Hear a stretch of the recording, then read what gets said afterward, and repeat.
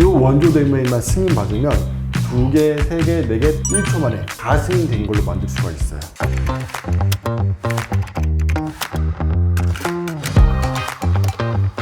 안녕하세요. 우리 장인어른 월 300 만들어드리기의 4강째입니다.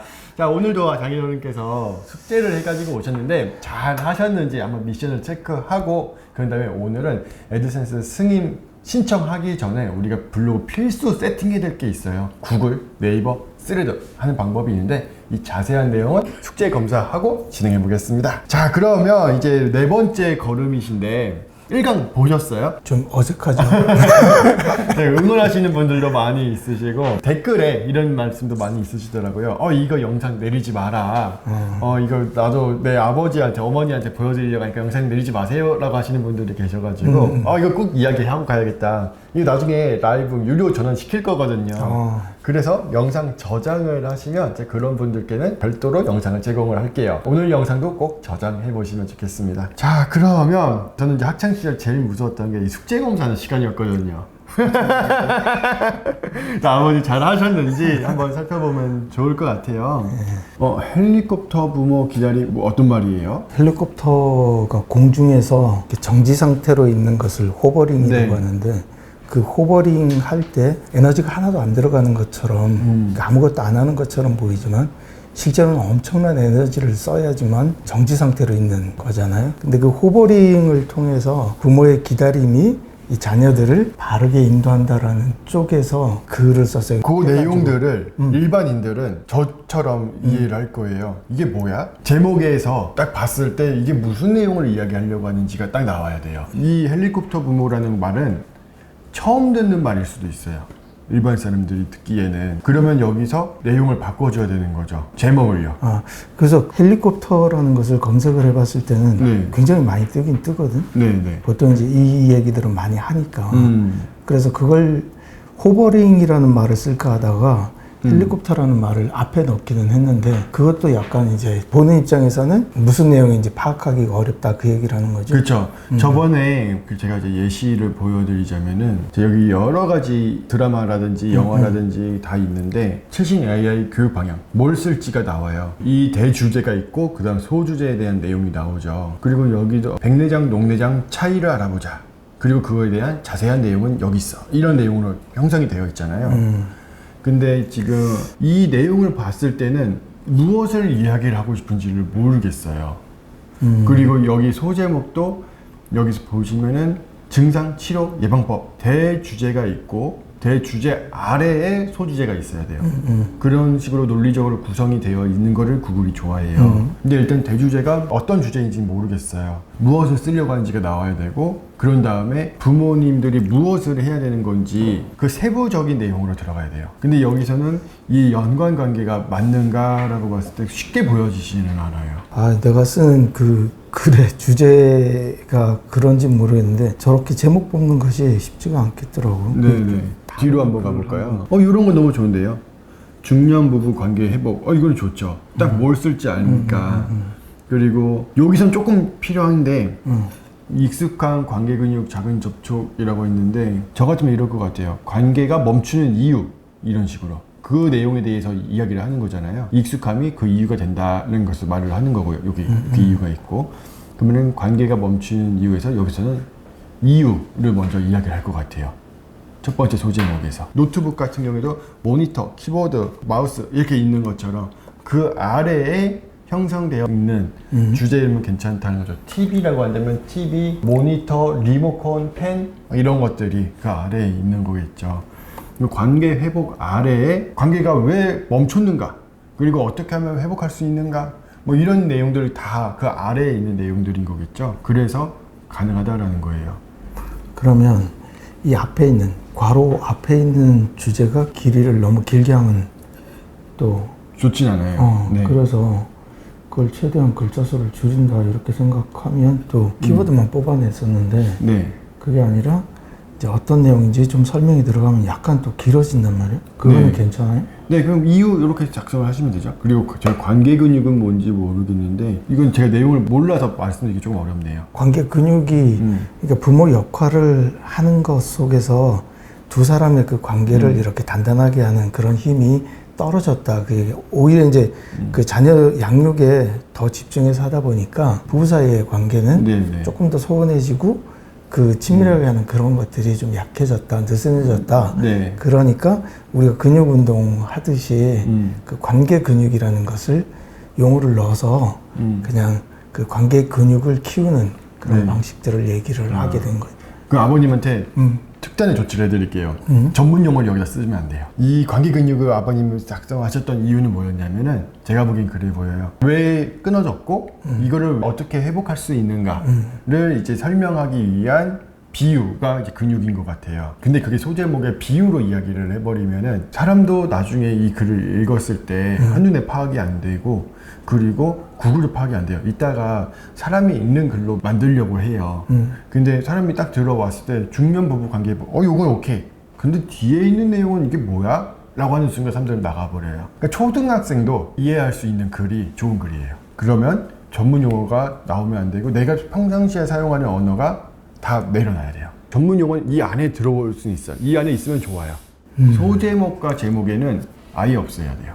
왜냐면 사람들이 제목을 보고 그 다음에 내용을 볼지 말지가 결정이 되는데 여기서부터 어려우면은 나갈 준비를 하거든요. 그래서 여기다가는 최대한 쉬운 내용으로 중년 부부 관계 회복, 아까 여기 본 것처럼 증상 치료 방법 심플하잖아요. 다른 분들 거 봐도 코딩 교육 맞춤 학습 글로벌 동향 심플하죠. AI 교육 방향이니까 그 안에 최신 AI니까는 그 안에 코딩이 있고 요거는 맞춤 학습이라는 그 교육 형태인 것 같아요. 뭐 교육 형태로 해도 되겠죠. 여기서는. 그리고 글로벌 동향, 앞으로의 방향이었으니까 동향 이렇게 설정을 한 거고요. 그러다 보니까는 중년 부부 관계 회복에서도 쉽게 생각나는 거 문제, 회복, 과정, 결과 이런 것들이 이제 바로 이어지는 부분들이겠죠. 그런 부분들로 진행을 해보면 더 좋을 것 같아요. 다른 것도 한번 보자면 아이 행동 오해 바로잡기. 차라리 상황을 이야기하는 것도 좋을 것 같아요. 지금 이게 TV를 많이 봐서 그런 거예요? 아니. TV 앞으로 바짝 다가앉는 거. 이렇게 좀 떨어져 앉아라 하는 것이 처음에는 몰랐는데 나중에 보니까 아이 시력에 문제가 있어서 보이지 않으니까 TV 앞으로 갔는데 이제 그런 것들을 할 때 이 아이가 내가 지금 안 보여요. 그러니까 앞으로 갈 거예요. 이런 표현을 못 한다는 거지. 네. 그래서 그런 부분들을 읽어주는 아이 행동에 대한 어른의 오해. 그걸 쉽게 초등학생의 이해하기 쉽게 바꾼다면 이건 어떤 내용일까요? 아이와 소통 잘하기. 만약 이렇게 풀어냈어, 제목을 하나를. 네네네. 그러면은 그 다음 거 아이와 또 다른 어떤 얘기들을 풀어낼 때는 아이와 소통 잘하기 2. 이렇게 쭉 연결될 건지 어렵더라고. 저 같으면 이렇게 할 것 나를. 같아요. 유아기의 아이와 소통 잘하는 방법, 중학생 아이와 소통 잘하는 방법, 뭐 이런 식으로 대상이 다 다르게 만들어서 청소년기 아이와 소통 잘하는 방법을 할 수도 있고, 그래서 소통이라는 말을 바꿔서 대화 잘하는 방법 이런 식으로 바꾸면 되죠. 그러면 똑같은 시리즈지만 제목은 다 변경이 될 수가 있는 거죠. 발달 단계에 따라서 막 영아기, 유아기, 뭐 그 다음에 아동기 이렇게 풀어도 그 아동기 안에서도 몇 개가 떨어지고 막 이렇게 되니까 내용으로 해갖고 하고 싶은데 실상 이게 그런 내용들을 여기에 이렇게 표현할 때 이 짧게 구성하는 것이 하다 보니까 쉽지가 않더라고. 그러면 여기서도 사람들이 무엇을 가장 궁금해할까? 실형 문제 이거는 안과 선생님한테 의사 선생님한테 갈 거고요. 그랬을 때 그러면 사람들이 진짜 원하는 건 내 아이와 정말 행복하게 잘 살고 싶어 라는 그 가장 근본적인 니즈일 거예요. 그거에서부터 시작을 해가지고 제목을 지어주면 좋을 것 같아요. 그래서 나왔던 게 그 아이와 소통하는 방법, 아이와 대화 잘하는 방법 이런 것들은 이제 근본적인 사람들이 원하는 니즈니까 일반인 대중들이 원하는 것을 제목으로 써줘야 된다는 거죠. 그래서 나중에 있다가는 SNS에다가도 이 글을 올릴 거예요. SNS는 진짜 냉정한 곳이에요. 1초 딱 보고 마음에 안 들면 나가요. 그렇게 되면 이제 승인을 못 받아요. 이 딱 제목 봤을 때 와, 이 제목은 한 5초만 한번 보자. 내가 궁금했던 거네? 라고 보게끔 해야 돼요. 저 같은 경우에는 캠핑을 좋아해요. 캠핑을 좋아하지만 뭐 텐트의 재질, 내수와 막 이런 전문 용어 나오면 바로 나가버려요. 그런 걸 원하는 게 아니거든요. 비 안 새고 가성비 좋은 텐트 아니면 캠핑장 중에 뷰가 좋은 것 일반인은 여기까지만 궁금한 거예요. 그래서 여기서도 마찬가지로 그 학문적인 내용을 사람들이 궁금하게끔 만드는 게 또 포인트가 되는 거죠. 그 중도가 제일 어려운 거예요. 제일 어려운데 아버님한테 그걸 지금 이제 요청을 하는 거예요. 사람들의 입장에 맞춰서 블로그 내용들을 해줘라. 여기서도 아이 행동 오해 바로잡기로 가면은 추상적이거든요.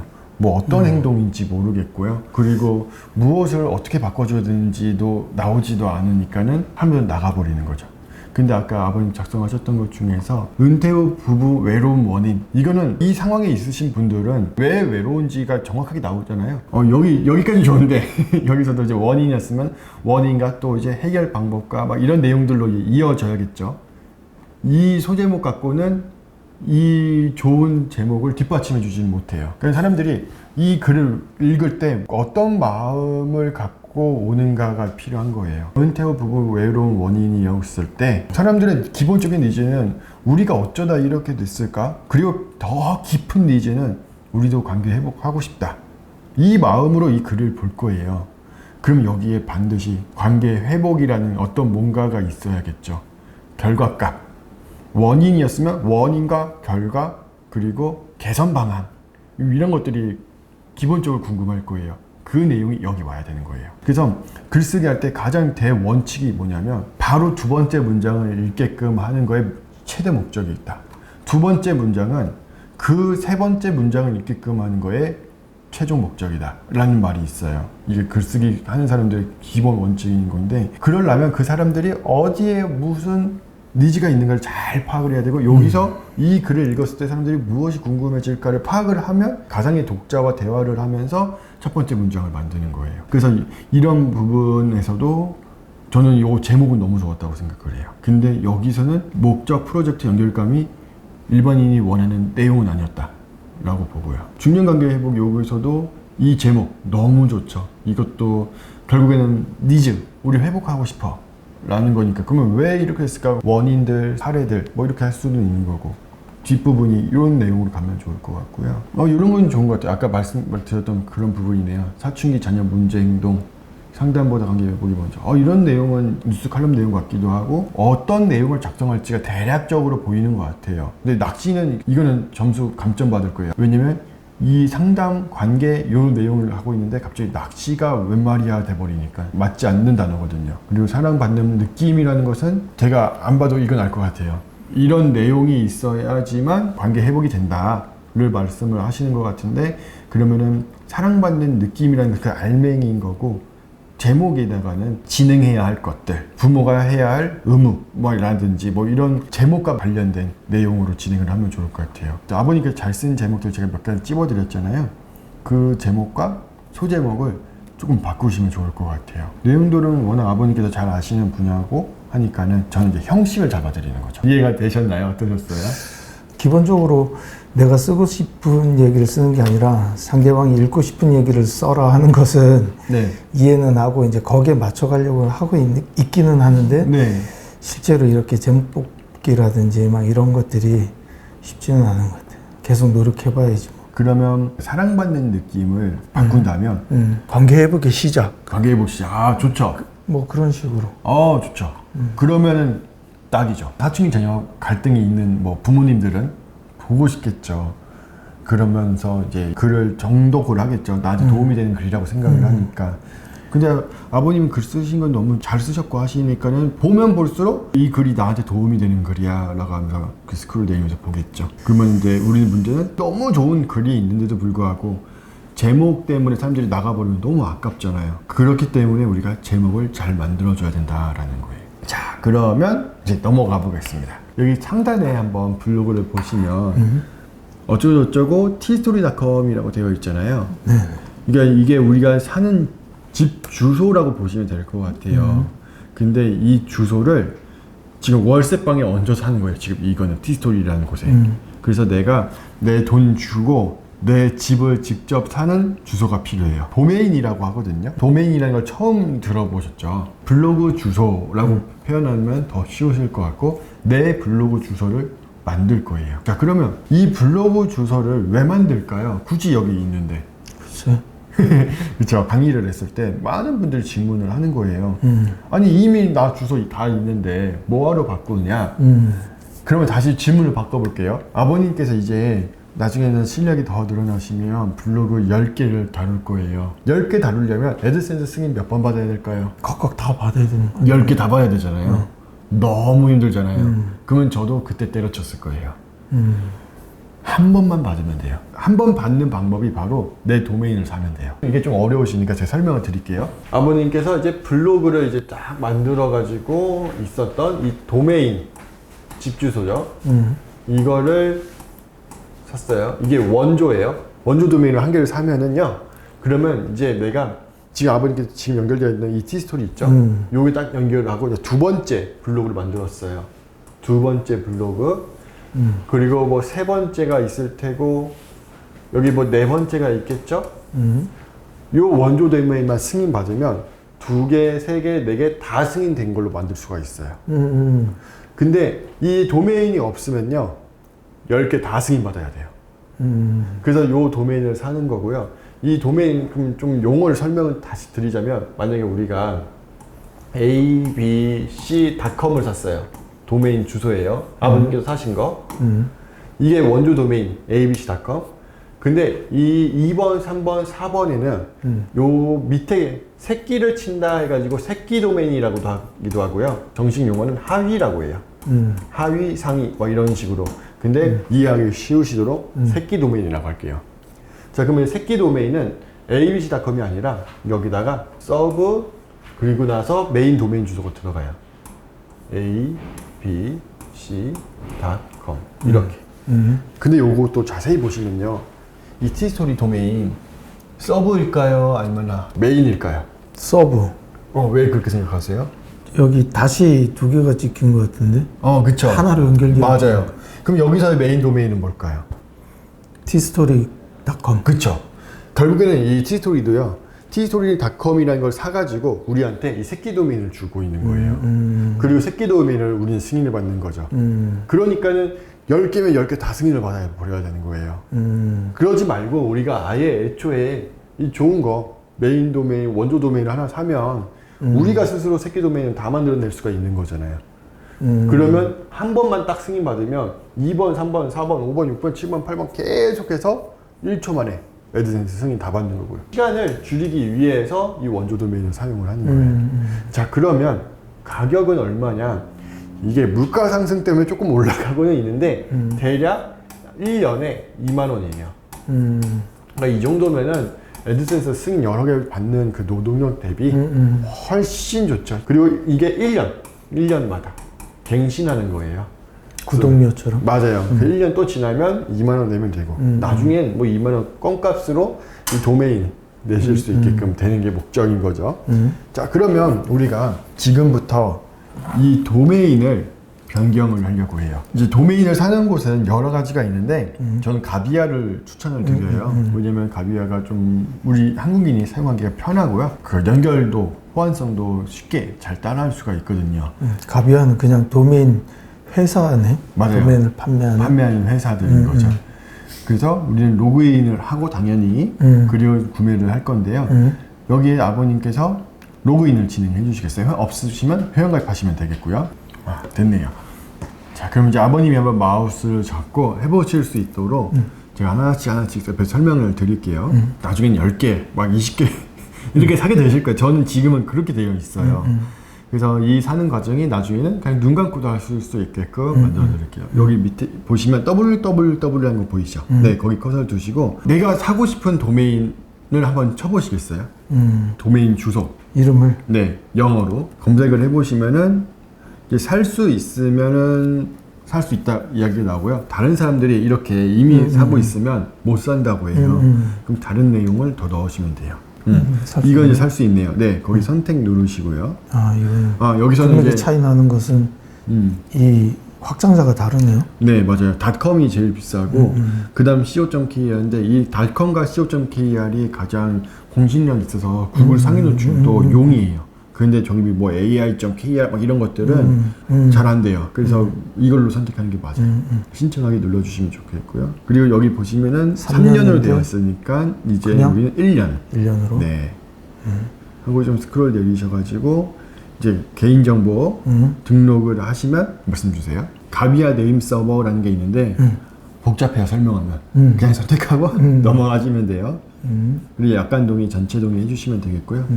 이거는 필요 없고. 네, 필요 없어요. 다음 단계에 눌러주시면 돼요. 네, 그런 다음에 저희 뭐 예치금 없으니까 결제하기. 자, 그러면 구매가 완료가 됐어요. 이제 이거를 티스토리랑 연결을 시켜야겠죠. 지금부터 제가 천천히 보여드릴게요. 혹시 이해 안 되시면 말씀 주세요. 가비아 구매됐으니까는 블로그에 들어가서 어디서 연결하면 되냐면 관리에 블로그가 있어요. 이걸 클릭해 보세요. 그리고 여기 개인 도메인 설정이 있어요. 이걸 바꿔줄 건데 이 오른쪽에 보시면 도메인 연결하기 보이시죠? 이걸 클릭해 보세요. 그리고 여기다가 샀던 도메인을 넣어주시면 돼요. 근데 여기 보면 뭐 어쩌고 저쩌고 이런 걸 설정을 하라 라는 내용이 나오죠. 그럼 가비아에서 설정을 하라는 거예요. 그럼 지금부터 이제 가비아에 들어가서 설정하는 방법을 가르쳐 드릴게요. Y가비아에서 오른쪽에 보시면 DNS 관리 툴이 있습니다. 여기 내가 산 도메인이 나오죠. 오른쪽에 보시면 설정 버튼 눌러주세요. 그리고 원래는 막 여기서 뭘 넣고 막 레코드 수정하고 해야 되거든요. 티스토리는 연결이 쉬워요. 여기 보시면 도메인 연결 있죠. 설정, 티스토리 보이죠? 컨택, 그리고 저장 누르면 알아서 여기 저장이 돼요. 연동이 잘 돼 있어요. 가비아랑. 우린 더 이상 만질 게 없어요. 자, 그러면 이제 다시 티스토리로 돌아가 볼게요. 설정이 끝난 거예요. 그리고 돌아가서 우리가 아까 샀던 도메인 변경사항 저장 눌러주시면 돼요. 자, 그러면 이제 확인 완료가 됐고요. 보안 접속 인증서는 시간이 좀 걸려요. 이게 좀 길면 6시간까지도 걸리고 하루까지도 걸려요. 근데 다 돼요. 안 되는 사람 못 봤어요. 그러니까 걱정 안 하셔도 되고요. 새로 고침을 한번 눌러볼게요. 여기 지금은 티스토리.com 돼 있잖아요. 새로 고침하면은 주소가 바뀌어 있어요. 지금은 접속이 안 될 거예요. 되네요. 되는데 지금 보안 인증서가 안 된 것 뿐이지 접속도 돼요. 속도가 티스토리에 좀 개선했네요.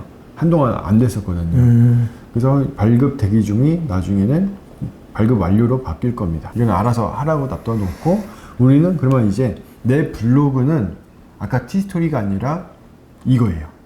개인 도메인으로 네. 바뀌었고. 네, 이걸로 바뀌었으니까 이제 이걸로만 사용을 하시면 되는 거예요. 다른 사람들한테 블로그를 알려줄 때도 내 블로그는 티스토리가 아니에요. 아버님의 도메인. 이 도메인으로 이제 진행을 하시면 된다라고 보시면 좋겠고요. 대부분 사람들이 여기서 초보자들 실수를 많이 하는데요. 내 글을 누군가한테 알려주고 싶어요. 그러면서 이 주소를 알려줘요. 이렇게 하면 될까요? 안 될까요? 아, 이제 이곳이 아니라 새로운 주소로 다 옮겨졌다는 거예요? 이게 어떤 개념이냐면 티스토리 도메인에 나의 새로운 도메인을 더 씌운 거예요. 그러니까는 이 도메인도 있는 거고요. 이 도메인도 같이 있는 거예요. 그러니까 우리는 요걸 알려줘야 되는데 방금 제가 간 형식대로 하면은 이 도메인이 보여지는 거죠. 그래서 여기 보시면 티스토리라고 되어 있죠. 이거 알려주면 안 돼요. 애드센 광고가 안 나와요. 우리는 요 컴으로 승인을 받을 거예요. 아, 이걸 저쪽에 이제 구글 애드센스에 알려줄 때 네, 이걸로 알려줄 거구나. 거예요. 근데 안 알려준 티스토리로 아무리 백날 해봤자 돈방원. 그래서 어떤 제자님께서 돈 못 번다, 외부 입도 잘했는데 왜 안 되냐. 나 블로그 도메인 해가지고 사람들한테 잘 들어오는데 보니까 이렇게 외부 입 하고 계시는 거예요. 억울하게 보기에는 제가 가르쳐줬는데도 안 하셨으니까는 뭐 아무튼 이런 실수를 하시면 안 되니까 짚고 넘어가는 거예요. 그러면 어떻게 하면 되냐면 내 블로그 도메인을 누르고요. 그런 다음에 블로그를 누르면 주소가 내 거 도메인으로 나와요. 그래서 우리는 요 앞에만 잘 보시면 돼요. 내게 이게 티스토리가 달려있나 안 달려있나. 안 달려있는 것으로 진행을 하시면 돼요. 나중에 네. 이 내용 중에 수정할 게 있어요. 그랬을 때 일이 들어가서 이걸 봐야 되는 거예요? 아니면 그냥 글 관리갖고 들어가서 글 수정할 때는 어디든 상관없어요. 상관없어요. 네. 상관없고. 다른 사람들이 들어올 때만 내 거 방금 개인 도메인으로 들어오게끔 하면 돼요. 다른 사람들이 들어오는 길 안내는 이걸로 하는데 네. 내가 글을 수정하거나 뭐 하는 것은 이것이 아니고 이 티스토리 도메인도 상관없다. 네, 상관없어요. 이런 게 되게 어려워. 그렇구나. 하다 저는 이런 보면 부분들을 정신없어요. 항상 해오던 길이니까는 이거는 저한테는 뭐라고 표현해야 되냐. 잔디밭도 많이 밟으면 그냥 길이 돼버리잖아요. 그런 느낌으로 너무 당연한 거거든요. 근데 이런 부분들 아버님 질문 주시면은 오히려 더 좋은 것 같아요. 이렇게 보시는 시청자분들도 나 저거 궁금했는데 근데 저는 그걸 생각을 잘 못해요. 그래서 아버님께서 이렇게 질문 주시면 한 개씩 제가 차근차근 설명드릴게요. 혹시 또 있으세요? 지금도 헷갈리면 안 되지만 헷갈리는 거지. 네, 말씀해 주세요. 글 관리와 이 페이지 관리가 옛날 거. 아버님 머릿속에서 이제 페이지 관리는 지우셔도 돼요. 페이지 관리는 한 번만 딱 세팅해 놓으면 그 다음에는 안 해도 돼요. 그리고 이 페이지 관리는 수익화할 때는 아무 상관이 없어요. 그러니까 예를 들어서 승인 받을 때만 한 거고 수익화할 때는 글 관리만 할 거예요. 그러니까 구글이 하라고 해서 하는 거지 돈 벌 때는 할 필요가 없어요. 근데 세팅을 하고 승인을 받을 목적이니까 하는 거고 승인 받고 나서는 페이지 관리 지우셔도 돼요. 자, 그럼 여기까지 잘 따라오셨죠? 네. 네. 대답에 힘이 없으신 것 같으신데 다음에도 아버님께서 이걸 또 해보시려고 하시면 또 헷갈리실 수가 있어요. 그럴 때는 어떻게 하면 되냐면 제가 나눠드렸던 무료 강의 있죠. 여기에 무료 강의 11강, 아마 이거 12강으로 바뀔 건데요. 11강, 12강에 이렇게 내용이 그대로 있으니까는 이 내용을 다시 한번 보시면서 복습을 하시면 좋을 것 같아요. 그러면은 제가 이제 여기서도 똑같이 하나씩 설명을 드렸으니까는 다시 한번 두 번째, 세 번째 블로그 에드센스 승인 받아야 된다. 아마 좀 먼 훗날이 될 거예요. 그때 진행해 보시면 좋겠고, 여러분들도 오늘 영상 보시면서 이 에드센스 승인 어떻게 해야 되는지 전 과정 보고 싶고 또 까먹었다 그러신 분들은 이 강의는 이제 나중에 유료로 바뀔 수도 있어요. 그러니까는 제가 남겨놓은 무료 강의 신청을 해 놓으시면 좋겠습니다. 그렇게 해서 보시면 이 무료 강의는 평생 보실 수 있으니까요. 지금 설명했던 그 내용이 그러니까 블로그 하나를 아까 그 도메인을 통해 가지고 에드센스 승인을 받아 놓은 것이 있기 때문에 이제 새로운 블로그를 내가 작성하게 될 때는 아까 같은 그 도메인 연결만 하면 승인이 그냥 이것도 인정이 된다. 맞아요. 근데 그 방법은 아직은 그러지 않으실 거예요. 저기 아까 보여줬던 원조 도메인만 한 거고 나중에 뭐 새끼 도메인 연결하는 법 이런 것들은 또 차근차근 가르쳐 드릴게요. 이거는 그 에드센스 승인을 받고 나서 과정이니까 지금 다 가르치면 이제 머리 아프시니까 그 나중으로 하면 되겠고요. 자, 그러면 이제 두 번째 내용이 있어요. 이 두 번째 내용은 뭐냐면 에드센스 승인을 잘 받기 위해서는 내 블로그에 체류 시간이라는 게 필요해요. 체류 시간은 뭐냐면 내 블로그에 머무는 시간이에요. 아까 아버님 거 컨설팅 해드리면서 이런 글을 봤을 때 글을 보고 마음에 안 들어. 그러면 1초 만에 나간다고 하셨죠? 근데 어떤 사람들이 딱 블로그 들어왔는데 아이가 울 때 너무 힘들어서 봤는데 딱 이거 내 이야기네 하면은 이 이야기를 그냥 쭉 계속해서 보겠죠. 그러면은 체류 시간이 늘어나겠죠. 그 말은 체류 시간은 곧 사람들의 만족도예요. 이거를 많이 늘리면 늘릴수록 좋아요. 그래서 구글도 에드센스 승인을 내줄 때 결국 이 체류 시간이라는 것이 너무너무 중요해서 이거를 잘 지키는 블로그는 승인, 잘 못 지키는 블로그는 비승인을 내주는 거예요. 자, 그런데 구글이 이렇게 체류 시간을 왜 이렇게 강조하는지 혹시 짐작하시나요? 광고를 보게끔 하기 위해서. 그 어떻게 하셨어요? 지금 계속 에드센스가 있으니까. 그렇죠. 그러니까 유튜브로 보시면 이해하기 더 쉬우실 것 같은데 3분짜리 영상은 광고에도 한 번밖에 못 내보내면 되잖아요. 근데 30분 영상은 뭐 2번이고 3번이고 내보낼 수 있어요. 그러니까는 구글은 결국 광고 업체니까 자기네들이 돈 벌어야 되죠. 그래서 체류 시간 이게 첫 번째, 그들은 말 안 하지만 가장 첫 번째인 거예요. 그리고 두 번째는 구글이 20년 전에 세워져서 이렇게 계속해서 알고리즘이 바뀌어 가고 있어요. 쉬지 않고 계속 바뀌는 건데요. 이 모든 알고리즘 속에서 절대 변하지 않는 딱 하나 관통하는 게 있어요. 그게 뭘까요? 구글이 이거는 목숨 걸고 지키는 게 있습니다. 체류 시간? 맞아요. 그거예요. 구글은 이 체류 시간을 이 알고리즘이 이렇게 많이 바뀌어도 절대적으로 딱 고정하고 이건 안 변경 안 하는데요. 그 이유가 뭐냐면 결국 고객의 만족도는 체류 시간으로 나오거든요. 유튜브도 고객이 만족하면 체류 시간이 늘어나는 거고요. 블로그도 고객이 만족하면 체류 시간이 늘어나요. 그래서 구글은 모토가 뭐였냐면요. 우리가 돈 많이 줄게. 단 너희들이 좋은 콘텐츠인 곧 시청자들이 만족하는 콘텐츠를 만들어 와. 이거예요. 대신에 보장 확실하게 해줄게. 그렇기 때문에 그 만족하는 것은 곧 체류 시간이다. 이거 어긋나면 에드센스 승인도 안 해줄 거야. 이거 어긋나면 구글 상위 노출도 안 해줄 거야. 이거 어긋나면 유튜브 알고리즘도 안 태워줄 거야. 이거예요. 다 하나예요. 그래서 우리가 이제 체류 시간을 늘리는 게 제일 중요해요. 그리고 우리는 이 애들센스 승인을 받을 때 이 체류 시간만 확보할 수 있다면 그러면 애들센스 승인 쉽게 받을 수 있는 거죠. 그런데 문제가 나가 있어요. 지금 이제 아버님 초보 블로그잖아요. 만든 지 얼마 되지도 않았잖아요. 글도 아주 뭐 제대로 써있지도 않잖아요. 그런데 사람들은 어떻게 데리고 오고 체류 시간은 어떻게 만들 수 있을까? 이거에 대해서 제가 다음 시간에 가르쳐 드릴게요. 그래서 다음 시간에는 스레드라는 플랫폼을 통해서 체류 시간을 쭉 늘리는 방법을 가르쳐 드리고 그런 다음에 구글과 네이버에도 내 블로그가 노출되게끔 하는 방법, 기본 세팅을 싹 다 깔아 드릴게요. 네, 여기까지가 오늘 강의입니다. 자, 그러면은 혹시 아버님 질문 있으세요? 질문. 네. 갈수록 복잡해지는 뭐를 어떻게 하면 단순화할 수 있을까? 근데 따라오실 수는 있으세요? 어떠세요? 쫓아가야죠. 이게 모르시는 거 있으시면 질문 주시고요. 아마 이 영상을 보시는 시청자분들도 또 아버님처럼 어휴 복잡해 이렇게 하시는 분들도 있으실 수 있을 것 같아요. 근데 좀 그런 것 같아요. 남의 주머니에서 돈 빼오는 거는 쉽지 않다. 근데 그런 건 있어요.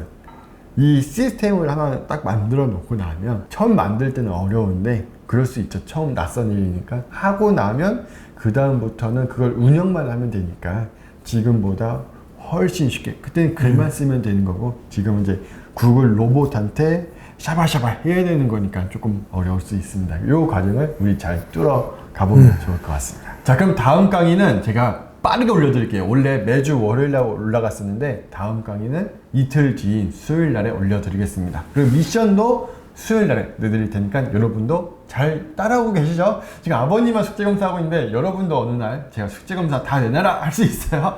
그러니까 여러분도 하나씩 따라 하셔야 진짜 내게 되는 거고 진짜 돈을 버는 거예요. 아버님만 돈 벌면 안 되잖아요. 여러분도 돈 벌어야 되니까 잘 따라오시면 좋겠습니다. 그럼 이틀 뒤에 뵙겠습니다.